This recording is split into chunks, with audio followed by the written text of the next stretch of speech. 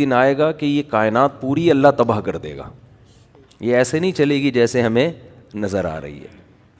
وَحُمِلَتِ الْأَرْضُ وَالْجِبَالُ، یہ قرآن کی بلاغت ہے کہ زمین اور پہاڑوں کو اٹھایا جائے گا.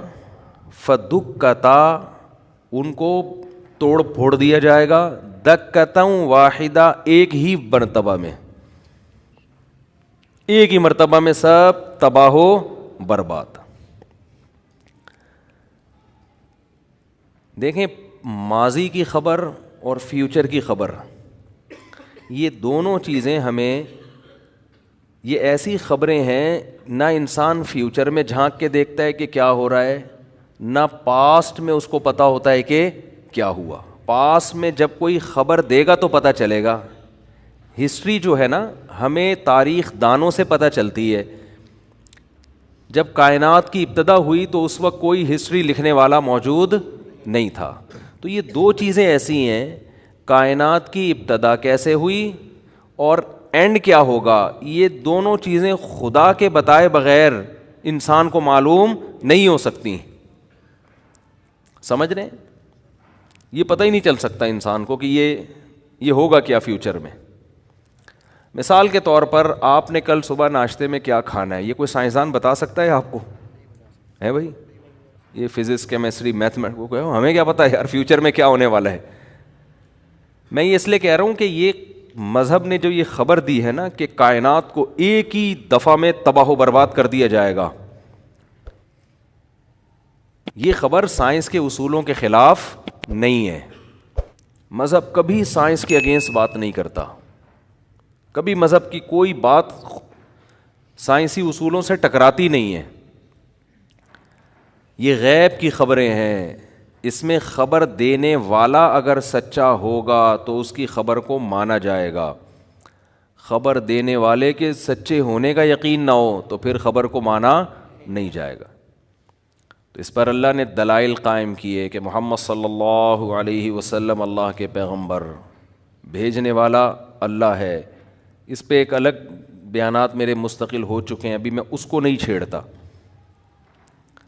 فَإِذَا نُفِخَ فِي الصُّورِ نَفْخَةٌ وَاحِدَةٌ وَحُمِلَتِ الْأَرْضُ وَالْجِبَالُ فَدُكَّتَا دَكَّةً وَاحِدَةً، ایک ہی مرتبہ میں اس پوری کائنات کو تباہ و برباد کر دیا جائے گا، اور میری اور آپ کی ترقی جو آسمان کی بلندیوں تک پہنچ چکی ہوگی، ایک ہی دھماکے میں وہ ساری ترقی خاک میں مل جائے گی.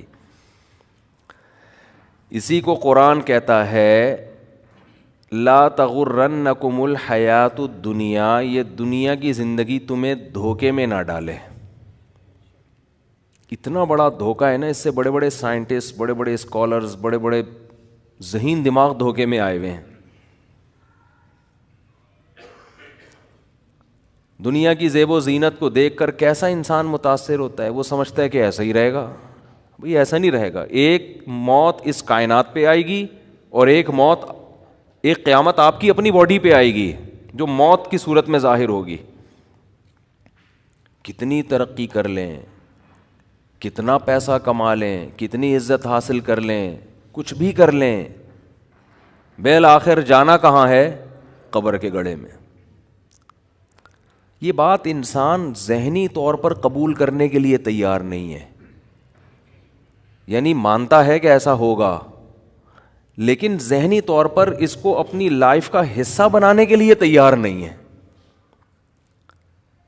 اللہ جو قرآن میں کہتے ہیں نا کلو نفس ذائقۃ الموت، ہر نفس نے موت کا ذائقہ چکھنا ہے. یہ خبر ہے یا نہیں ہے؟ نیوز ہے، یہ نیوز. سوال پیدا ہوتا ہے اللہ نے یہ بتانے کے لیے آیتیں نازل کر دیں کہ ہر نفس نے موت کا ذائقہ چکھنا ہے. یہ نالج کیا پہلے سے لوگوں کو نہیں ہے بھائی؟ یہ تو سب کو، پاگل سے پاگل کو پتا ہے کہ ہر شخص نے کیا ہے؟ مرنا ہے. تو قرآن یہ خبر ہمیں کیوں دے رہا ہے؟ میں اکثر ایک بات کہتا ہوں کہ جو آدمی حکمت والا ہوتا ہے نا، ذہین ہو، فطین ہو، حکمت ہو، وہ کبھی فضول خبر نہیں دیتا، فضول بات نہیں کرتا. جس خبر کے اندر کوئی آرڈر چھپا ہوا ہو وہ خبر بامعنی خبر کہلاتی ہے, میننگ فل خبر کہلاتی ہے. جس خبر کے اندر کوئی آرڈر چھپا ہوا نہ ہو وہ خبر ٹائم ویسٹنگ کہلاتی ہے. سمجھ رہے ہیں؟ مثال سے بات سمجھاتا ہوں تو انشاءاللہ کھوپڑی شریف میں بات آئے گی.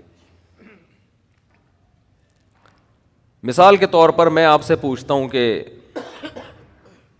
آپ مجھ سے ملنے کے لیے آئے, میں آپ سے پوچھ رہا ہوں کہ جی صبح ناشتے میں آپ نے کیا کھایا تھا, یا چلو وہ انٹرویو سنا دیتا ہوں نا, وہ کالے بکرے والا سفید بکرے والا. وہ ایک اینکر چلا گیا نا کسی دیہاتی کے پاس, اس کے پاس 2 بکرے تھے, ایک کالا اور ایک سفید. اس سے پوچھ رہا ہے یہ اس بکرے کو کیا کھلاتے ہو؟ ابھی خامخواہ کی خبر ہے نا, بلا وجہ کی نالج حاصل کرنے کی کوشش کی جا رہی ہے. اس کو اندازہ ہو گیا یار فالتو باتیں پوچھ رہا ہے مجھ سے, ٹائم ویسٹ کر رہا ہے. اس نے کہا کالے والے کو یا سفید والے کو؟ اس نے کہا کالے والے کو. کہا لوسن کھلاتا ہوں. کہا سفید کو؟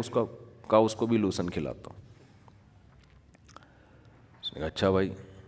اس نے کہا اچھا یہ بتاؤ کہ کالے والے کی قیمت کتنی ہے, سوری ان دونوں بکروں کی قیمت کتنی ہے؟ اس نے کہا کالے والے کی یا سفید والے کی؟ اس نے کہا کالے والے کی بتا دے. اس نے کہا کالے والے کی قیمت جو ہے وہ 50,000 ہے. کہا سفید والے کی؟ کہا سفید کی بھی 50,000 ہے. اچھا بھائی. اس نے کہا اچھا یہ بتا دونوں کو چرانے کے لیے ٹہلانے کے لیے نکلتا ہے؟ اس نے کہا کالے والے کو یا سفید والے کو؟ اس نے کہا کالے والے کو. کہا ہاں چراتا ہوں اس کو. کہا سفید کو؟ سفید کو بھی چراتا ہوں. اس نے کہا کم بخت جب تو سارے کام کالے والے سفید والے کے ساتھ ایک جیسے ہی کرتا ہے تو یہ کالے والے اور سفید والے کی تو نے پخ کیوں لگائی ہوئی ہے؟ کہتا اصل میں بات یہ کہ کالا والا میرا ہے اور سفید والا کا وہ بھی میرا ہے. سفید والا وہ بھی میرا. یہ انٹرویو اس نے ایسا الٹا کیوں دیا؟ اس کو تھا کہ یار یہ خامخواہ کی معلومات لے کر میرا ٹائم ضائع کر رہا ہے, چینل کے لیے ریکارڈنگ کر رہا ہے, مجھے تو دھیلا نہیں مل رہا نا, مجھے تو 5 روپے نہیں مل رہے, یہ تو چینل پہ چلا دے گا, اس کو تو پیسے ملیں گے, ہمیں کیا مل رہا ہے اس کا؟ نہ ثواب مل رہا ہے نہ پیسے. تو اس نے اس کا یہ علاج سوچا. ایک آدمی نے کسی سے پوچھا کہ تیری بیوی کیسی ہے, خوبصورت ہے بدصورت ہے؟ اس کو غصہ آ گیا, تو کیوں پوچھ رہا ہے؟ کہہ رہے جنرل نالج کے لیے پوچھ رہا ہوں میں, جنرل نالج. تو اب جنرل نالج بذات خود کوئی کمال کی بات نہیں ہے, خواہ میں چیزوں کا پتہ ہو. اسی سے ایک بات اور میں آپ کو بتا دوں, یہ جو ہمارے حافظ بچوں کے لیے کورسز کروائے جاتے ہیں ان کو یہ یاد ہوتا ہے قرآن میں ٹوٹل آیتیں کتنی ہیں, صحیح ہے نا, چلیں صورتیں کتنی وہ تو آسان سی بات ہے, اتنی نالج تو ضروری ہے. ایک چلو یہ بھی پتہ چل گیا ٹوٹل آیتیں قرآن میں اتنی ہیں, یہ بھی ٹھیک ہے, نالج کی بات ہے, ان میں کوئی اتنا دماغ تو لگ نہیں رہا. ان کو یہ بتایا جاتا ہے آیت نمبر یہ ہے اور فوراً وہ آیت پڑھنا شروع کر دیتے ہیں. میں نے بھی ایسے بچے دیکھے ہیں, ان کو یہ بتایا جاتا ہے یہ والی آیت, تو فوراً وہ آیت پڑھنا, نمبر سے آیتیں یاد کر لیتے ہیں. اس کام میں محنت بہت ہے, آؤٹ پٹ اس کا کچھ بھی نہیں ہے, الا ماشاء اللہ شاید تھوڑا سا فائدہ ہو جائے اس کا. بھائی جب بچے نے قرآن حفظ کر لیا ہے تو آپ اس کو اس لحاظ سے تو پریکٹس کروائیں کہ آپ جب اسے کوئی ٹاپک دیں تو وہ اس ٹاپک کے حساب سے آیتیں پڑھنا شروع کر دے. نمبروں پہ دماغ میں یاد کرانا, یہ اس کی کیوں ٹینشن دے رہے ہو اس کو؟ یہ نالج ایسی ہے جس کا کوئی خاص فائدہ نہیں ہے, دماغ بہت لگ رہا ہے. آپ نے نہیں دیکھا ہوگا میں کبھی نمبروں سے آیتیں بتا رہا ہوں, کوئی دلائل دے رہا ہوتا ہوں, میں قرآن کی آیت پڑھ رہا ہوتا ہوں کیونکہ میں حافظ ہوں تو میں آیت پڑھ سکتا ہوں, تو مجھے نمبر یاد کرنے کی کیا ضرورت ہے؟ آپ کہہ سکتے ہیں ڈاکٹر ذاکر نائک بھی تو نمبر پیش کرتے ہیں. ڈاکٹر ذاکر نائک صاحب حافظ قرآن نہیں ہے, حافظ قرآن نہیں ہے. تو انہوں نے یہ کمال کیا اور ان پہ سوٹ بھی کرتا ہے کہ بھئی جب کوئی دلیل دیے تو آیت تو پوری نہیں, تو نمبر یاد کیا ہوا ہے. تو ڈاکٹر ذاکر نائک پہ یہ چیز سوٹ کر رہی ہے کیونکہ وہ حافظ قرآن نہیں ہے, انہوں نے وہ پیش کر دی. آپ کہہ سکتے ہیں اگر آیت آپ نے پڑھی ہے تو ہمیں کیا پتہ چلے گا, ہو سکتا ہے وہ آیت نہ ہو, تو نمبر سے کیا ہو جائے گا, پتہ چل جائے گا. یہ پرانے زمانے میں تو یہ بات کہی جا سکتی تھی, اب یہ ممکن نہیں ہے. آپ آیت پڑھیں, آپ گوگل پہ لکھے نمبر آ جائے گا. تو یہ ٹینشن جب گوگل نے اٹھائی ہوئی ہے تو ہمیں یہ ٹینشن لینے کی کیا ضرورت ہے. یہ چیزیں کہلاتی ہیں بھرم میں لانے کے لیے لوگوں کو. بھرم میں تو لوگ آ جائیں گے اس سے کہ بھائی آیت نمبر, آیت ایک ایک آیت کا نمبر اس کو یاد ہے. بھرم بہت اچھے پڑھیں گے لیکن اس سے کوئی علمی خدمت یا انسانیت کی کوئی خاص خدمت نہیں ہوتی. اس کی میں آسان مثال دوں, اور آسان, میں جب بھی اب ٹریولنگ کرتا ہوں لوگ مجھے ایڈریس سمجھا رہے ہوتے ہیں. جیسے بیان ہے نا, مفتی صاحب آپ یوں آئیے گا, پھر یہاں سے لیفٹ ٹرن ماریے گا, پھر یوں ٹرن ماریے گا, پھر ادھر سے ٹرن ماریے. ابے میں کہتا ہوں گوگل میپ پہ لوکیشن بھیج دے بھائی, ایسی کی تیسی یار. گوگل میپ پہ کیا بھیجو, لوکیشن پہ آ کے میں فون کر لوں گا آپ کدھر ٹرن مارنا ہے. 2 گھنٹے کا فاصلہ, میں یہاں سے ٹرن مارنا شروع کر دوں ہے بھائی, میں اپنا دماغ کسی اور چیز میں کھپاؤں گا نا, لوکیشن بھیجو. تو ایک صاحب مجھے کہنے لگے مفتی صاحب آپ گوگل میپ کی لوکیشن کا بہت استعمال کر رہے ہو, اس کا نقصان یہ ہوگا کہ آپ کو راستے آئیں گے ہی نہیں, راستے یاد ہی نہیں ہوں گے نا. واقعی نقصان ہے یہ. جب سے یہ پہلے جب ہم سفر کرتے تھے, ہم نے صدر کہیں جانا ہے تو یہ خود ہی جاتے تھے, ہمیں پتہ تھا. اب ہم میپ کے محتاج ہو گئے ہیں. واقعی ایسا ہے, اس کا یہ نقصان ہے کہ جب آپ میپ یوز کرنا سیکھ لو گے تو پھر آپ کو راستے یاد نہیں ہوتے. لیکن یہ نہیں دیکھ رہے کہ راستے یاد ہونا جو ایک نقصان ہے, تو اس نقصان کا کیا نقصان ہے کیا نہ ہو یاد, کہ کیا کرنا ہے یاد کر کے, بہت مشکل ہے. آپ کہہ سکتے ہیں کبھی گوگل میپ بند ہو گیا تو پھر کیا کریں گے, پھر تو آپ اندھے ہو جائیں گے. تو وہ ٹینشن جو ابھی لینی ہے وہ گوگل میپ کے بند ہونے کے بعد ہم لے لیں گے. صحیح ہے نا, سمجھ میں آ رہی ہے بات, کیونکہ گوگل میپ بند ہو نہ ہو اس کا یقین نہیں ہے. اور یہ جو آپ راستے خام خواہ میں یاد کرنے کی ٹینشن لے رہے ہو, یہ کوئی فوجی یاد کرے راستے کہ انڈیا کا, یا انڈیا والے یاد کرے پاکستان کا راستہ کیا ہے. گوگل اگر حکومت نے بند کر دیا, ان کے نیٹ ورک بند ہو گیا تو فوج بیچارے کو کیا پتا. ان کے لیے تو ٹھیک ہے, ہم نے یہاں سے انڈا موڑ جانا ہے, ہم نے یہاں سے لانڈی جانا ہے, ہم نے یہاں سے پٹیل پاڑا جانا ہے, تو ہمیں کیا ضرورت ہے یار, ٹک میپ میں ڈالو, پتلی گلی سے نکلو. آپ کہہ سکتے ہیں کہ جب اس طرح ہم مشینیں استعمال کریں گے اور دماغ کو استعمال کرنا چھوڑ دیں گے تو نقصان یہ ہوگا کہ دماغ کام کرنا چھوڑ دے گا. یہ بھی ایک نقصان کی بات, یہ واقعی صحیح بات ہے. اس کی مثال ایسے ہے جیسے کالو کا لیٹر جب سے آیا ہے نا, کیلکولیٹر کو میں پیار سے کالو کا لیٹر بولتا ہوں. تو اب لوگ 325 کو ضرب دینا 318 سے پہلے کھوپڑی سے ضرب دے رہے ہوتے تھے بیٹھ کے, ٹھیک ہے نا, یا لکھ کے حل کر رہے ہوتے تھے. اب جب سے کیلکولیٹر آیا ہے تو آپ اب ریاضی کا دماغ میں استعمال لوگوں نے ترک کر دیا ہے.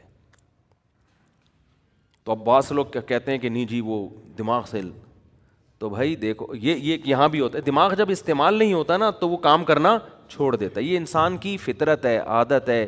انسان کے جسم کا جو پارٹ بھی کام کرنا چھوڑے گا وہ پارٹ آہستہ آہستہ ناکارہ ہو جائے گا.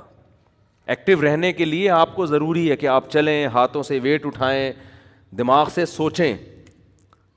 تو جب چیزیں یاد ہی نہیں کریں گے, دماغ میں انسٹال ہی نہیں ہوں گی, محفوظ ہی نہیں ہوں گی, تو دماغ کی میموری آہستہ آہستہ ویک ہو جائے گی. تو اس کا جواب یہ ہے کہ ہم یہ نہیں کہہ رہے کہ دماغ استعمال نہ کریں, ہم کہہ رہے ہیں جو کام مشین کر رہی ہے وہ مشین کو کرنے دو, جو کام مشین نہیں کر سکتی اس پہ دماغ استعمال کرو. سمجھتے ہو, مشینوں نے جو کام اپنے ذمہ لے لیا ہے وہ مشین کے دماغ پہ ڈالو. جو مشین, بہت سارے کام مشین نہیں کر سکتی. مشین قرآن حفظ کر سکتی ہے, کرے گی تو اس کی کھوپڑی میں ہوگا نا, آپ کی کھوپڑی میں تھوڑی ہوگا. آپ بجائے راستے یاد کرنے کے کہ انڈا موڑ سے مجھے اس نے بتایا یوں جانا ہے, پھر یوں جانا ہے, یوں جانا ہے, اس کے بجائے آپ اتنی دیر میں قرآن کی کوئی صورت یاد کر لو یار.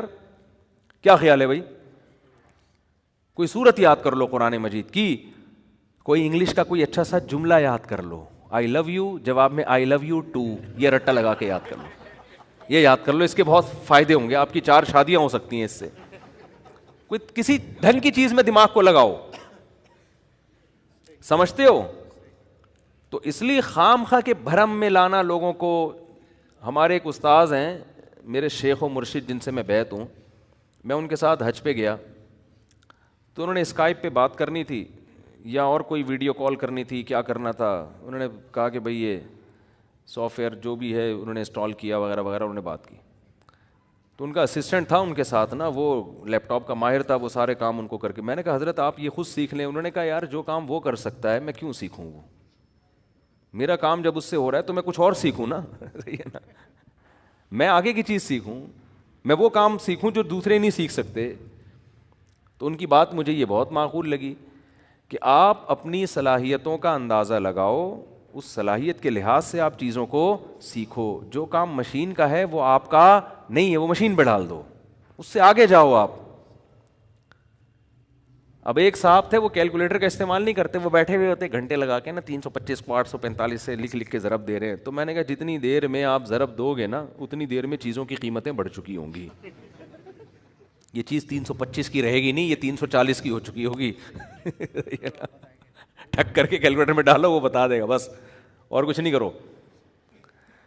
میں اپنی وصیتیں لکھتا ہوں نا, وصیت بھائی اللہ نہ کرے آج اگر مر گئے تو کہاں کتنا پیسہ کس کا ہے میرے پاس, کس کی امانت ہے, کس کی زکوٰۃ ہے, کس کا صدقہ ہے, جو کہاں دینا ہے. بھائی موت کا تو کوئی پتہ نہیں ہے. تو یہ ساری چیزیں میں نے اپلیکیشن میں وہ کی ہوئی ہیں, گوگل پہ اپلیکیشن ہے, پاسورڈ ہے اس کا.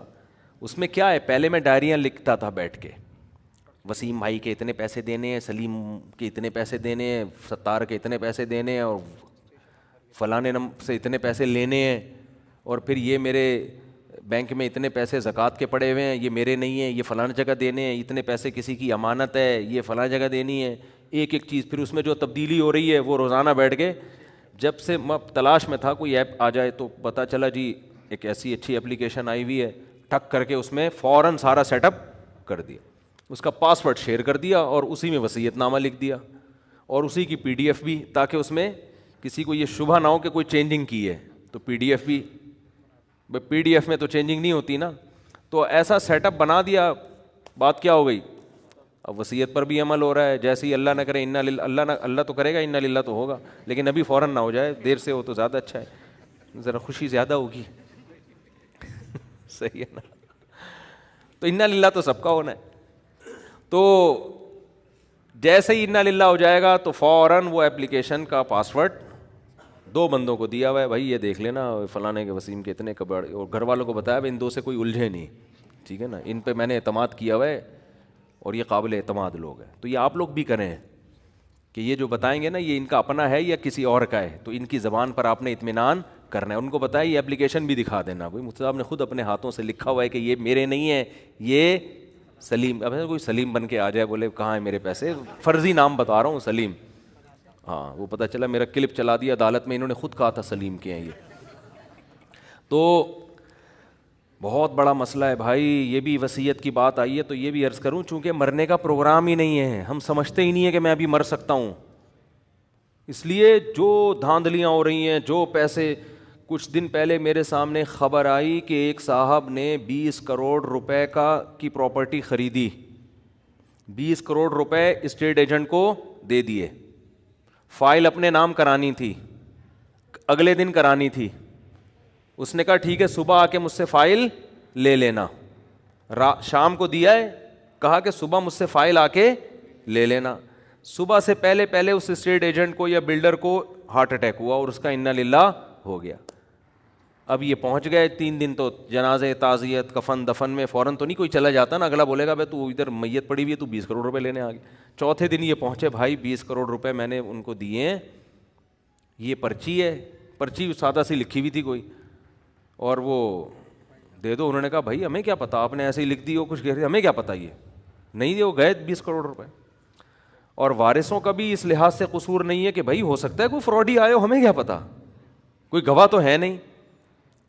وجہ کیا ہے کہ اس نے یہ فرض کر لیا تھا کہ اسٹیٹ ایجنٹ ابھی 6 مہینے مزید زندہ رہے گا, جب تک فائل میرے نام نہیں ہو جاتی یہ نہیں مرے گا. اسٹیٹ ایجنٹ بھی کوئی بے دین آدمی نہیں تھا, لیکن اس کا بھی یہ خیال نہیں تھا یار شام کو میں نے فائل لی ہے, صبح کو میں دے دوں گا, اس میں کون سا. لیکن وہی بات ہے, قرآن بار بار کہہ رہا ہے بھائی کسی بھی وقت مر سکتے ہو. نبی صلی اللہ علیہ وسلم نے وصیتیں لکھنے کا حکم دیا ہے. قرآن کہہ رہا ہے جب بھی کوئی پیسوں کا بڑا لین دین ہو اس کو لکھو, گواہ بھی بناؤ اس پہ.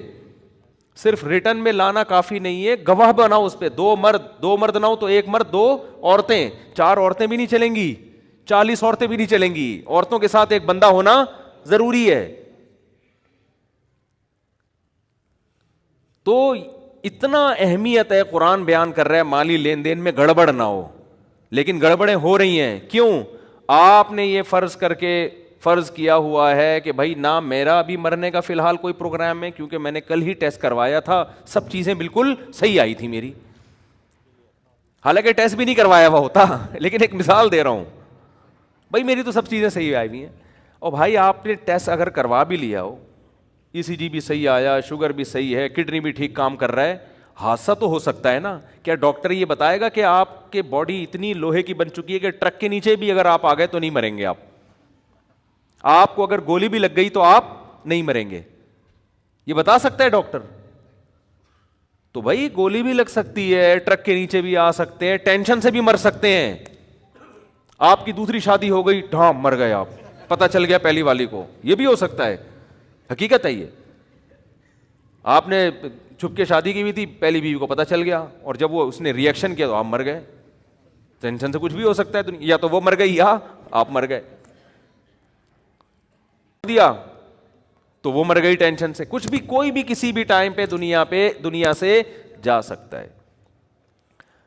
تو اس لیے یہ وصیتیں گوگل ڈرائیو پہ یا ان چیزوں پہ کہیں سیو رکھا کرو اپنی. آپ کو یہ ہر وقت احساس ہونا چاہیے بھائی اس ٹائم پہ اگر مر گیا تو میرے وارثوں کو کسی قسم کی کوئی کنفیوژن نہیں ہونی چاہیے. ان کو پتا ہو کس کا پیسہ کہاں ہے, کس کو دینا ہے, کیا کرنا ہے. اور لاکر کا پاس ورڈ بھی قبر میں نہ لے کے جایا کرو اپنے ساتھ ٹھیک ہے نا. اپنے قابل اعتماد لوگوں کو وہ پاس ورڈ بتاؤ, اور بتاؤ یہ آپ نے کھولنا ہے, ہر ایک کو کھولنے کی اجازت نہیں ہے. ایسے کیسز ہمارے پاس بہت سارے آ چکے ہیں کہ ابا کا انتقال ہوا, اماں نے ابا کا لاکر کھولا, اس کے بعد پتہ ہی نہیں اندر سے نکلا کیا, اماں کسی کو بتانے کے لیے تیار ہیں ہی نہیں. بچے میں کھلبلی مچی ہوئی, اماں بتاؤ تو صحیح کیا نکلا اندر سے. اماں نے آدھا بتایا, آدھا ماموں کو دے دیا ٹھیک ہے نا. مائیں بھی ایسا کر رہی ہوتی ہیں.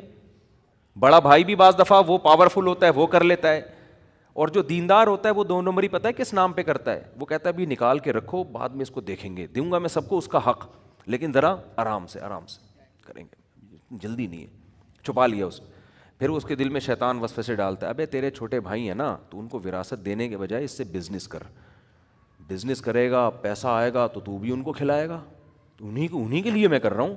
اس طرح سے دھاندلی کر کے جائیدادیں ہڑپ کر لیتے ہیں. کیونکہ جو دیندار ہوتا ہے نا, اس کا, ہمارے حضرت فرمایا کرتے تھے, مولوی کا شیطان بھی مولوی ہوتا ہے. وہ اس کو شریعت کا لیبل لگا کے غلطیاں کرواتا ہے اس سے. وہ اس کو جو ہے نا, جو مولوی ٹائپ کے لوگ ہوتے ہیں ان کا شیطان مولوی ٹائپ کا ہوتا ہے, جو مولوی ہوتے ہیں ان کا شیطان مولوی ہوتا ہے, جو مولوی ٹائپ کے ہوتے ہیں وہ بھی مولوی ٹائپ کا. جو شیطان اتنا ماہر ہے, وہ ہر ایک کو, ہر فیلڈ کا ماہر ہوتا ہے شیطان. اس کو پتا ہے اس بندے کو میں نے کہاں کیسے گمراہ کرنا ہے. آپ کو پتا ہے یہ جو عیسائیوں میں شرک آیا, یہ شیطان لے کر آیا نا. تو کیا شیطان نے عیسائیوں کو عیسیٰ علیہ السلام کے خلاف بغاوت پہ اکسایا تھا؟ کیا مذہب سے دور ہٹایا ان کو؟ نہ نہ نہ نہ. وہ جانتا تھا کہ یہ لوگ عیسیٰ ابن مریم کے اتنے معجزے دیکھ چکے ہیں, اتنے کہ یہ اب عیسیٰ ابن مریم سے دور ہونے والے نہیں ہیں. ان کو آپ کے نبی ہونے پر اتنا یقین ہے کہ میں اگر ان کو یہ وسوسے ڈالوں گا کہ وہ نبی نہیں تھے تو ٹائم ویسٹنگ کے علاوہ کچھ بھی حاصل نہیں ہوگا. ٹائم ویسٹنگ ہے. یہودی کو اس نے یہ ورغلا دیا کہ یہ نبی نہیں ہے, شیطان نے جو ہے نا ورغلا دیا. عیسائیوں کو نہیں ورغلا, وہ تو صبح شام عیسیٰ ابن مریم کے معجزے دیکھ رہے تھے. اتنے معجزے, بغیر باپ کے پیدا ہونا, پھر ماں کی گود میں گواہی دینا کہ میں اللہ کا پیغمبر ہوں, ایک خدا کی عبادت کرو. پھر اس نے سوچا کہ اس قوم کو میں شرک پہ لے کر آؤں. اس نے کہا ان میں شرک لانے کا طریقہ یہ کہ بت پرست بنا دوں میں ان کو. اس نے کہا, شیطان نے بولا یہ بھی پاسبل نہیں ہے. وہ عیسائیوں کو جانتا تھا. عیسیٰ ابن مریم توحید پر اتنا کچھ کہہ کے چلے گئے ہیں کہ بت پرستی اس قوم میں کبھی بھی نہیں آ سکتی. اگر میں ان کو بتوں کی عبادت پہ لاؤں گا تو ٹائم ویسٹنگ کے علاوہ کچھ بھی حاصل نہیں ہوگا. بہت امپورٹنٹ بات ہے, آج بھی یہی ہو رہا ہے, شیطان یہی کر رہا ہے. شیطان کو بہت بڑی فلم ایسے ہی تھوڑی کہا جاتا ہے. تو اس کو پتا تھا کہ یار ان میں بت پرستی نہیں آ سکتی, بت پرستی نہیں آ سکتی. شیطان نے بولا کہ اگر میں ان کو سب کو زانی بنانا چاہوں گا یہ بھی پاسبل نہیں ہے، کیونکہ یہ زنا کے خلاف ہے، مذہبی لوگ ہیں نا، یہ نہیں یہ 2-4 لوگ زنا کر لیں گے، سارے تھوڑی زانی بن سکتے ہیں۔ شیطان نے کیا کیا؟ شیطان نے کہا ان کے اندر جو سب سے بڑی خوبی ہے نا وہ یہ کہ عیسیٰ ابن مریم سے یہ ٹوٹ کے محبت کرتے ہیں، اس محبت میں یہ کمپرومائز کرنے کے لیے تیار نہیں، یہ خوبی، اسی خوبی کو ان کی سب سے بڑی خامی بنا دو، اسی خوبی کو ان کی سب سے بڑی خامی بنا دو۔ حضرت عیسیٰ کے نام پہ سیرت کے جلسے کرواؤ، وہ جلسے بھی ٹھیک ہیں بھائی، حضرت عیسیٰ کی سیرت بیان ہوگی، خطیب آئیں گے، تقریریں ہوں گی، مقابلہ ہوگا کہ کون عیسیٰ کی شان کو کتنا اونچا بیان کرتا ہے۔ خطابت میں تو یہی ہوتا ہے نا، ایک خطیب یہ بیان کر رہا ہے کہ عیسیٰ ابن مریم اللہ کے بندے تھے، نہ مختار کل تھے، نہ حاضر ناظر تھے، نہ مشکل کشا تھے، بس اللہ کے بہت محبوب تھے۔ اس کی تقریر اتنی ہٹ نہیں ہوگی، اس کی زیادہ ہٹ ہوگی جو کہ عیسیٰ ابن مریم بغیر باپ کے پیدا ہوئے، سارے پیغمبر باپ کے ذریعے پیدا ہوتے ہیں، یہ بغیر باپ کے ہوئے، تو کچھ تو ہے ان میں، انسان تو باپ کے بغیر پیدا نہیں ہو سکتا، انسان تو مردوں کو زندہ نہیں کر سکتا، انسان تو جو پیدائشی نابینا ہو ان کی کوئی بینائی نہیں لوٹا، اتنے سارے کام عیسیٰ کر رہے ہیں اور باپ بھی نہیں ہے، اس کا مطلب خدا ان کا باپ، معاذ اللہ، نقل کفر نباشت، ان کا باپ کون ہے؟ معاذ اللہ خدا ہے۔ اب سوال پیدا ہوتا ہے، عیسائیوں نے اپنے خطیبوں سے پوچھا کہ باپ خدا تو جن نہیں سکتا کسی کو، تو انہوں نے کہا نہیں، ہم نہیں کہہ رہے کہ خدا نے ان کو جنا ہے، خدا کے جسم کا ٹکڑا نہیں ہے، بس باپ ہے اللہ۔ اچھا مجازن باپ ہوگا، جیسے کسی بڑے کو بھی آپ مجازن باپ کہہ دیتے ہو، حقیقتاً نہیں ہے، اور بیٹا ان کو مجازن کہہ دو، جیسے ہم کہتے ہیں نا باپ کو بھی آدمی بیٹا کہہ دیتا ہے بعض دفعہ، صحیح ہے نا، بیٹا کیا کر رہے ہو، یا کسی دوست کو بیٹا کہہ دیتا ہے، یا کسی بھی چھوٹے آدمی کو بیٹا کہہ دیتا ہے محبت میں، حالانکہ وہ بیٹا نہیں ہوتا، تو مجازن کہہ دیا ہوگا بیٹا۔ تو اگر ہم مجازن مانتے ہیں تو پھر تو مجازن کسی بھی پیغمبر کو کہہ دو بیٹا، تو عیسیٰ کی کیا خصوصیت ہے؟ انہوں نے کہا نہیں، مجازن نہیں ہے، حقیقتاً بیٹا، لیکن اللہ کی ذات سے نکلا نہیں ہے۔ جب نکلا بھی نہیں ہے تو پھر کیسے؟ ہمیں نہیں پتا، وہ ہے، تقریر میں آپ جیت گئے، بہرحال سمجھ رہے ہو کہ نہیں سمجھ رہے بھائی؟ تقریر میں تو آپ کیا ہو گئے، اور ان کو پھر تورات کی ایسی آیتیں بھی مل گئیں، کیونکہ جب آپ کوئی فاسد نظریہ فرض کرتے ہو تو آپ کو اپنے مطلب کے دلائل ہر جگہ سے مل جاتے ہیں، یہ بھی ہے۔ جیسے ہمارے پروفیسر غامدی صاحب، وہ جو مرضی پھینک دیں، کہیں نہ کہیں سے آیتیں نکال کے لے آتے ہیں، وہ کچھ بھی کہتے ہیں کہیں نہ کہیں سے مل جاتی ہے، یہ تو ہر ایک کے ساتھ ہے۔ آپ کو اقوال مل جائیں گے، آپ کوئی بھی قول لے لو، کہیں نہ کہیں کسی تابعی کا ضعیف قول حاشیے میں لکھا ہوا آپ کو مل جائے گا۔ تو گمراہ لوگ یہی کچھ کر رہے ہوتے ہیں، وہ بھائی اس قول کو کسی نے حیثیت نہیں دی ہے، اس کی کوئی ویلیو نہیں ہے۔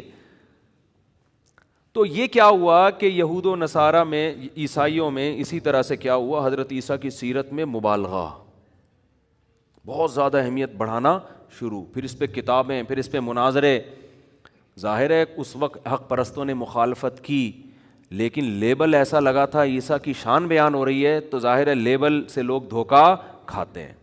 تو وہ پادری جو توحید پرست تھے، جو عیسیٰ ابن مریم کو اللہ کا بیٹا نہیں کہتے تھے، ان کی تحریک آہستہ آہستہ دبتی چلی گئی، اور وہ مارکیٹ سے آہستہ آہستہ شارٹ ہوتے چلے گئے۔ اور وہ عیسائی، وہ پادری، وہ ان کے مذہبی رہنما جنہوں نے کہا عیسیٰ اللہ کے بیٹے ہیں، اور تورات انجیل میں ایسی آیتیں بھی ملتی تھیں جن میں بیٹے کا اطلاق کیا گیا، وہ مجازی معنوں میں، محبوب کے معنی میں، ان آیتوں سے بھی انہوں نے غلط مطلب نکالنا شروع کر دیا، اور نکالتے نکالتے نکالتے نکالتے یہاں تک نوبت پہنچ گئی کہ بالآخر انہوں نے بیٹا قرار دے دیا، اور یہ عیسائی مذہب کا حصہ بن گیا۔ تو شیطان نے عیسائیوں کو عیسیٰ علیہ السلام کی محبت ہی کو بیس بنا کر گمراہ کیا ہے۔ تو شیطان یہ سمجھتا تھا کہ عیسیٰ کی بغاوت پہ لا کے ان کو گمراہ نہیں کیا جا سکتا۔ یہی کام شیطان آج اس امت مسلمہ کے ساتھ کر رہا ہے۔ جب جس نے اپنی ٹھڑک نکالنی ہو نا دشمنی کی، توہین، اس کے الفاظ سے آپ توہین نکالو اور اس پہ چشمہ کر دو۔ میرے پاس ایسے ایسے واقعات ہیں نا، آپ کے رونگٹے کھڑے ہو جائیں گے۔ مجھے ڈر یہ ہوتا ہے کہ کہیں، یعنی نام لیے بغیر میں مبہم طور پہ ایسے واقعہ سنا سکتا ہوں، میں اسپیسیفک کہیں پوری واقعے کے ساتھ بتاؤں گا تو شاید مسئلہ خراب ہو جائے میرے لیے، معاشرے میں چلنا مشکل ہو جائے. توہین رسالت کے نام پہ ایسا بھی ہوا ہے کہ آپ نے کسی سے آپ کی ذاتی دشمنی تھی, آپ نے نادانستہ طور پر نا اس شخص سے ایسا کام کروا لیا جس میں اس کی نیت بالکل بھی نہیں تھی, اس کو پتہ ہی نہیں بیچارے کو ہوا کیا ہے اس کے ساتھ. عدالت میں کیس کیا, لوگوں کا اتنا ہجوم پہنچ گیا کہ وکیل کو یہ ڈر ہوا کہ اگر میں نے اس اپنے موکل کا کیس جیت گیا نا میں, تو لوگ مجھے بھی قتل کر دیں گے. وہ یہ جانتے بوجھتے ہوئے کہ جس کی طرف سے میں وکالت کر رہا ہوں وہ قطعاً توہین کا مرتکب نہیں ہوا ہے, اس کے باوجود اس نے اس کو جیل کے اندر بھجوایا ہے. اور یہ سب نام عشق رسول کے نام پہ ہو رہا ہے. صحیح ہے نا. میں مانتا ہوں کہ توہین رسالت یا توہین اہل بیت یہ بہت بڑا جرم ہے, اس پہ قانون بالکل صحیح ہے.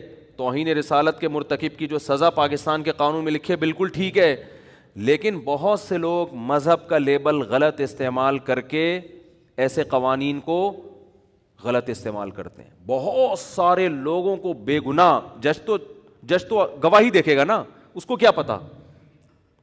تو خیر یہ بڑا حساس موضوع ہے, اس میں ہم گئے تو پھر بڑے مسائل ہو جائیں گے, لیکن جو بھگتتا ہے اسی کو پتا ہوتا ہے. لیکن آپ دیکھو جذباتی لوگ نعرے لگوا لو, دھرنے دلوا لو, کوئی سنجیدگی سے, کوئی ذہن خالی ذہن ہو کر کسی ٹاپک پر سوچنے کے لیے تیار ہوتا ہی نہیں ہے. رسول اللہ صلی اللہ علیہ وسلم نے فرمایا ایک صحابی سے کہ تمہارے اندر دو چیزیں ایسی ہیں جو اللہ اور اس کے رسول کو بہت پسند ہیں. لوگ اکثر کہتے ہیں نا دیوانگی کہ ہم دیوانے, اس معاملے میں ہم دیوانے, ہم نے عقل کو ایک طرف رکھ دیا ہے, ہم بالکل پاگل ہیں, اس پاگل پنے پہ ہمیں کیا ہے خوشی ہے, ہم فخر کرتے ہیں. یہ سب قرآن و سنت کے خلاف ہیں. اسلام کسی معاملے میں پاگل پنے کو پسند نہیں کرتا, کسی معاملے میں جذباتیت کو پسند نہیں کرتا. کیوں؟ نبی صلی اللہ علیہ وسلم نے ایک صحابی سے فرمایا کہ تم میں دو چیزیں ایسی ہیں جو اللہ اس کے رسول کو بہت پسند ہیں. حالانکہ نبی نے کسی کے چہرے پر اس کی تعریف کرنے سے منع کیا ہے, لیکن یہاں نبی صحابی کی تعریف کر رہے ہیں ان کے سامنے. کیوں؟ اس لیے کہ وہ اتنی قابل تعریف چیزیں ہیں کہ اللہ کے نبی نے عام اصول سے ہٹ کے ان کے چہرے پر ان کی تعریف کی کہ یہ ایسی زبردست کوالٹی ہے. جیسے آپ کو پتہ ہے نا کہ یار میں اس بندے کی اس کے منہ پہ تعریف کروں گا تو اس کے خطرہ یہ چوڑے میں آ جائے گا اور اس میں کبر پیدا ہوگا, لیکن بعض دفعہ ایسی صفت ہوتی ہے آدمی کہتا ہے یار جو مرضی ہو جائے یہ تو اس کے سامنے بیان کرنی ہے یار ایسی کوالٹی ایسی زبردست. یعنی بعض دفعہ آپ کو کسی سے حسد ہوتا ہے, جیلسی ہوتی ہے, لیکن وہ ایسا کام کر لیتا ہے آپ حسد کے باوجود کہتے ہو یار ماننا پڑے گا اس بندے نے کام بڑا خاندانی کیا. یہ بندہ جو جہلم گیا نا اور اس نے جو 48 گھنٹے کا ٹائم دیا اور پوری ٹائم دے کے تمیز سے واپس آیا, اگر آپ میں تھوڑی سی سینس ہوگی نا, آپ کو کتنا بھی حسد ہو, آپ کتنے بھی جیلسی ہو, آپ کتنے بھی ہمارے نظریات سے اتفاق نہ کرتے ہو, آپ بولو گے یار کام کیا کر دیا ہے خاندانی, اور سامنے والے کے پاس پنپنے کا کوئی موقع دیا نہیں. اب آپ کلپ ریکارڈ کراتے رہو, بیٹھتے رہو, پھینکتے رہو, بیٹھ گئے, پبلک تو اب بھی سن لے گی آپ کی. اب اس کی ایک یہی مثال آ گئی. میں اپنی تعریفیں نہیں کرتا الحمدللہ, مجھے شوق نہیں ہے, میں قابل تعریف ہوں بھی نہیں, لیکن یہ ایسا خاندانی کام ہو گیا نا کہ میرا دل کیا یار کوئی کرے نہ کرے ہم خود ہی کر لیں یار. میرا اپنا تھا, اتنا جوش میں آ گیا یار کام ہم نے کیا کر لیا ہے, خاندانی کر لی. حالانکہ میں اپنے کسی کام کو خاندانی نہیں کہتا, ہم تو نالائق, لیکن یہ کام ٹائٹ ہو گیا تھا استاد, اتنی تمیز سے گئے ہم, کیا کدھر سے آ گیا یہ ٹاپک. چلو خیر. تو رسول اللہ صلی اللہ علیہ وسلم ان صحابی سے کیا فرما رہے ہیں, تمہارے اندر دو خصلتیں ایسی ہیں جو اللہ اور اس کے رسول کو بہت زیادہ پسند ہیں. وہ کیا ہے؟ الحلم والاناہ. یہ سیکھنے کی چیز ہے, میرے بھی سیکھنے کی, آپ کے بھی. میرے اندر بھی یہ عیب ہے کہ یہ دو صفات ہمارے اندر بھی نہیں ہے, آپ کے بھی ہو سکتا ہے. یہ سیکھنے کی چیز ہے. فرمایا ایک حلم کہتے ہیں برداشت, ایک ہے الاناہ. اناہ کہتے ہیں جلد بازی کے اگینسٹ, یعنی جلد بازی نہ ہو, ہر چیز میں آپ میچور سنجیدہ ہو کے اس کے تمام پازیٹیو نیگیٹو پہلوؤں پہ غور کر کے فیصلہ کریں آپ.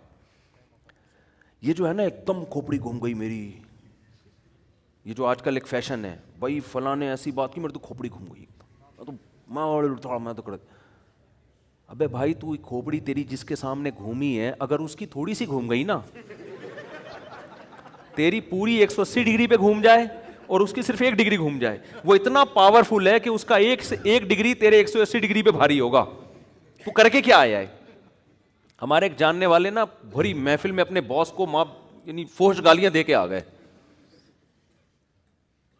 اور آ کے بتا رہے ہیں بھائی میں نے تو باس کو سنا دی, اس کے باس پاورفل آدمی تھا, اس نے کیس کر کے اندر کرا دیا انہیں. اب جیل کے اندر جا رہے ہیں, یار کیا ہو گیا یار, بڑی ٹینشن. اس کے بعد جا کے اس کے ہاتھ پاؤں جوڑے, اس کے پاؤں کے سر معاف کر دو, اس نے معاف کر کے بری کر دیا. تو یہ وہ لوگ ہیں جن کی کھوپڑی کسی بھی ٹائم پہ گھوم سکتی ہے. تو یہ کوئی کمال نہیں ہے ایک دم کھوپڑی گھومتے ہیں. ٹھیک ہے آدمی بعض دفعہ مذاق میں مجازن کہہ دیتا ہے کہ میری کھوپڑی گھوم گئی, لیکن فی نفسی ہی یہ کوئی اچھا کام نہیں ہے. الحلم کا معنی برداشت. برداشت کسے کہتے ہیں؟ کہ جیسے ہی کوئی بات آئی فوراً ری ایکشن نہیں ہونا چاہیے, سوچو, برداشت کرو, غصے پہ کنٹرول کرو.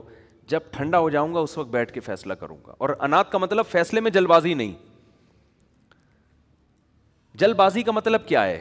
کیا 6 مہینے بعد فیصلہ کرنا ہے آپ نے؟ نا نا نا نا نا, بعض فیصلے تو 1 دن میں کرنے ہوتے ہیں. جلد بازی کی یہ ڈیفینیشن نہیں ہے کہ فوراً فیصلہ نہیں, یا 1 سال بعد, یا 5 سال بعد, یا 10 سال بعد. نا نا نا, جلد بازی میں فیصلے کا مطلب یہ ہے کہ جب تک آپ نے کسی کام کا ارادہ کر لیا, آپ نے کر لیا کہ یار اس کا میں نے یہ ری ایکشن دینا ہے, تو اس ری ایکشن پہ جب تک اس کے تمام پازیٹیو اور نیگیٹو پہلوؤں پہ غور نہ کر لیں اچھی طرح سے, اس وقت تک آپ نے فیصلہ نہیں کرنا کہ میں نے ری ایکٹ کرنا کیا ہے. چاہے وہ 1 منٹ میں کر لیں آپ, چاہے 1 سال میں کریں. بعض لوگ 1 منٹ کے اندر تجزیہ کر لیتے ہیں, تو وہ 1 منٹ میں اگر فیصلہ کر لیں گے تو یہ جلد بازی والا فیصلہ نہیں کہلائے گا. بعض 1 سال میں بھی نہیں کر پاتے, وہ 10 سال میں بھی کریں گے تو جلد بازی والا فیصلہ کہلائے گا. نہیں آ رہی بات میرا خیال ہے. یہ کوالٹی کسی کے اندر پیدا ہو جائے تو دنیا میں اس سے زیادہ کامیاب انسان کوئی نہیں ہے. اور سب سے زیادہ یہ کوالٹی ہمارے پیغمبر صلی اللہ علیہ وسلم میں تھی. یہی وجہ ہے کہ 23 سال میں پورے عرب کی کایا پلٹ دیا آپ نے. 23 سال میں ایسے پلٹ کے رکھ دیا پورے معاشرے کو. ایک معاشرہ جس میں جہالت, ایک معاشرہ جس میں توہم پرستی, فضول نظریات, ایک معاشرہ جو بیت اللہ کے اندر 360 بتوں کو رکھ کے پوجتا ہے. تو 13 سال تو آپ دعوت دیتے رہے.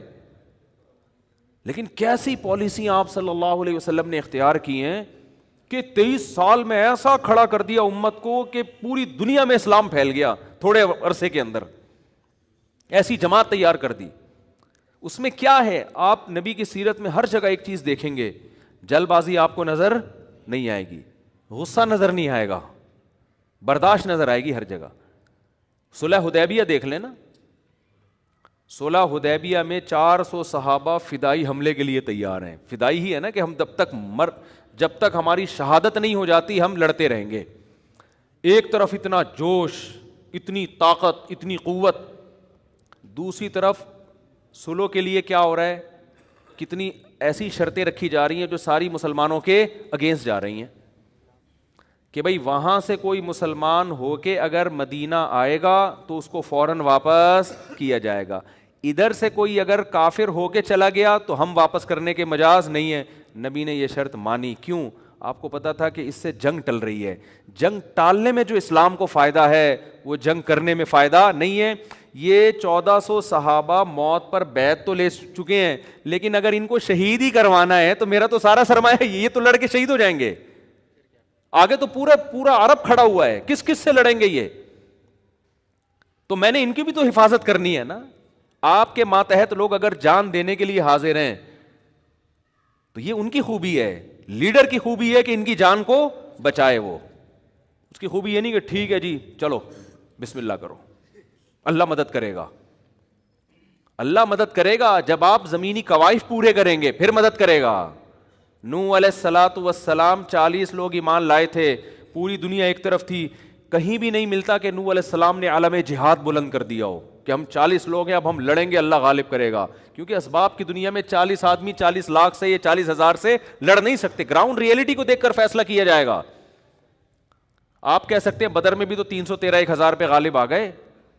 تو بدر کی لڑائی اتفاقاً ہوئی ہے, رسول اللہ صلی اللہ علیہ وسلم کے ارادے سے نہیں ہوئی ہے. ارادے سے اسلام میں جو سب سے پہلی لڑائی ہوئی ہے نا وہ فتح مکہ ہے. اس میں نبی نے پہل کی ہے. 10,000 کا لشکر تھا, جس کو مکہ پہ لے جا کے آپ نے حملہ کیا. اس سے پہلے کوئی لڑائی نبی نے خود نہیں پہل نہیں کی ہے, ہمیشہ ان کی طرف سے پہل ہوتی تھی, آپ ڈیفینس کرتے تھے اپنا. تو ڈیفینس تو بہرحال کرنا ہے نا, تھوڑے ہوں یا زیادہ ہوں, لیکن جہاں فتح مکہ سے پہلے آپ کو لڑائی کا موقع مل رہا ہے نا حملہ کرنے کا, وہاں آپ جنگ کو ٹال رہے ہیں کہ بھئی پہلے اپنے آپ کو تو سیو کرو. آج کیا دینداروں میں یہ خوبی نظر آتی ہے؟ مار دو, پھوڑ دو, توڑ دو, کبھی چیف کے خلاف تقریریں, کبھی فوج کے خلاف, کبھی ایجنسیوں کے خلاف, کبھی حکمرانوں کے خلاف. اس سے عوام بڑی خوش ہوتی ہے, بھائی حکومت کا پٹھو نہیں ہے, ڈنکے کی چوٹ پہ وزیر اعظم کے خلاف بولتا ہے, ڈنکے کی چوٹ پہ فوج کے خلاف بولتا ہے, ڈنکے کی چوٹ پہ جج کے خلاف بولتا ہے. بول کے آؤٹ پٹ کیا ہے اس کا, نتیجہ کیا نکلا؟ کیا جج صحیح ہو گیا؟ کیا اس نے صحیح فیصلہ سنا دیا؟ آؤٹ پٹ کچھ بھی نہیں ہے سوائے نعرے بازی اور ہلڑ بازی کے. 2-4 کنٹینر بک جاتے ہیں, اس کا کرایہ وصول ہو جاتا ہے. وہ جب ایک ہمارے سابق وہ تھے, ابھی تو آج کل وہ فرار ہوئے ہوئے ہیں, انہوں نے بڑے کنٹینروں کا بزنس کیا ہوا تھا نا سابقہ حکومت کے خلاف بہت کنٹینر تھے. آج کل وہ مارکیٹس میں ادھر گئے ہوئے ہیں, یورپ میں کہیں, کینیڈا وینیڈا میرا خیال ہے کہیں گھوم رہے ہیں. میں نام نہیں لوں گا پھر خام خامے وہ نیا ایشو نہ کھڑا ہو جائے. تو انہوں نے بڑے زبردست کنٹینر لا کے فضول سا جلسہ جس کا نہ کوئی سر نہ کوئی پیر, اور لیلۃ القدر کی رات کے برابر آج کی رات جو جلسے میں شرکت کرے گا, رات اس کی لیلۃ القدر کی رات سے کیا ہوگی؟ افضل ہوگی. بھئی آپ کا ہدف کیا ہے؟ حکومت گرانا ہدف ہے, تو گرا کے ملک کو فائدہ ہو رہا ہے, نقصان ہو رہا ہے؟ حکومت چلتی ہوئی جب گرتی ہے تو ملک کی ایسی کی تیسی ہوتی ہے, چاہے کوئی بھی ہو. آپ دیکھو نا, ہم بھی مسلم لیگ کے کوئی بہت زیادہ حامی نہیں ہیں, خامیاں خوبیاں سب میں ہوتی ہیں, لیکن حکومت جانے سے ملک کو فائدہ ہوا. ایماندار لیڈر آئے نہ آئے وہ ایک الگ بحث ہے, میں بھی کوئی پی ٹی آئی کی طرف نہیں جا رہا, لیکن جو آپ ماہرین سے ملو گے وہ کہیں گے بھائی حکومت اپنا ٹائم کمپلیٹ کرے, پھر بے شک دوسرا آدمی آئے, پھر آپ اس پہ بحث کریں, ایماندار ہے, نیک ہے, جو بھی ہے, جو ہم بھی کرتے رہتے ہیں کبھی کبھار غلطی سے, جو کرنا نہیں چاہیے, کیونکہ ایک نیا ایشو کھڑا ہو جاتا ہے کہ آپ نے عمران خان کو اچھا آدمی کیوں بول دیا. تو ہم نے کون سا قرآن حدیث بیان کر رہے ہیں, اپنی رائے بیان کی, بھائی ہو سکتا ہے ہم سے غلطی ہوئی ہو, تو اس میں کیا ایسا, تو اس لیے میں نے یہ ٹاپک ہی چھوڑ دیا ہے. لیکن اصولی طور پر کیا ہے کہ ہمارے عوام بھی جذباتی, کسی لیڈر نے بھی کنٹینر لا کے رکھ دیے اسلام آباد میں, اس وزیر اعظم کو گراؤ. ایسا نہیں ہے کہ عوام پہلے ماہرین سے کوئی رابطہ کرے کہ بھائی کیا اس سے ملک کو, فی الحال یہ حکومت اگر چلی گئی ہمارا لیڈر تو آ جائے گا لیکن ملک کی واٹ تو نہیں لگ جائے گی کہیں, اس سے کسی کو کوئی غرض نہیں. بس مہنگائی بڑھ گئی ہے اور پیٹرول مہنگا ہو گیا ہے, گرا دو اس کو. ابے گرانے سے مہنگائی ڈبل ہو جائے گی. آپ دیکھو نا, حکومت گئی تو یہ گوادر والا پروجیکٹ کتنی تیزی سے بڑھ رہا تھا, اس کی ایسی کی تیسی ہو گئی کہ نہیں ہو گئی؟ ہم نے تو 2023 کی خوشخبریاں سنائی بھی تھی لوگوں کو. میرے بیانات ہیں, میں نے سارے ہٹوائے اپنے بیانات, ہٹا یار لوگ ہمیں ماریں گے پکڑ کے کہ 2023 میں ہم سونے کے نوالے کھائیں گے. میرے بیانات ہیں, پروجیکٹر پہ پورا کیلکولیشن کر کے میں سمجھا رہا ہوں کہ ادھر گوادر پورٹ بنے گی, ادھر سے کنٹینر سے اتنا ٹیکس لیا جائے گا, اتنا ٹیکس ہے تو پھر اتنا ہمارا جو ہے نا سرمایہ بڑھنا شروع ہو جائیں گے. پوری کیلکولیشن کر کے میں نے 5-10 سال پہلے پوری کیلکولیشن کر کے بتایا کہ انشاءاللہ 2023 میں کھلا کھائیں گے تو ننگا نہائیں گے, معذرت کے ساتھ. لیکن وہ کیا ہے کہ گورنمنٹ کی کو کمپلیٹ ہی نہیں کرنے دیا گیا پروجیکٹ. وہ پروجیکٹ ابھی چل رہا تھا کہ حکومت گئی, جس سے گرین بس کا سارا یہ جو ہمارا کراچی کھدا پڑا ہوا ہے, سارے پروجیکٹ جہاں تھے وہیں کے وہیں دھرے کے دھرے. اب نئی حکومت آ کے تو اس کو تو بہت ٹائم لگتا ہے اس کو اٹھانے میں, لیکن قوم کے سامنے آپ یہ باتیں نہیں کر سکتے. قوم ہے جذباتی, اس کو نعرے مہنگائی ہو گئی اڑا دو, یہ کر دو, فلانا کر دو. تو بس یہ ہر گھر میں بھی یہی چل رہا ہے. بیگم نے الٹی بات کی, رکھ کے لگا دیا نا رکھ کے لگا دیا. ابے بھائی ہو سکتا ہے یہ آپ کو الٹی لگ رہی ہو, یہ بات حقیقت میں الٹی نہ ہو. سنو تو صحیح, تحقیق تو کرو.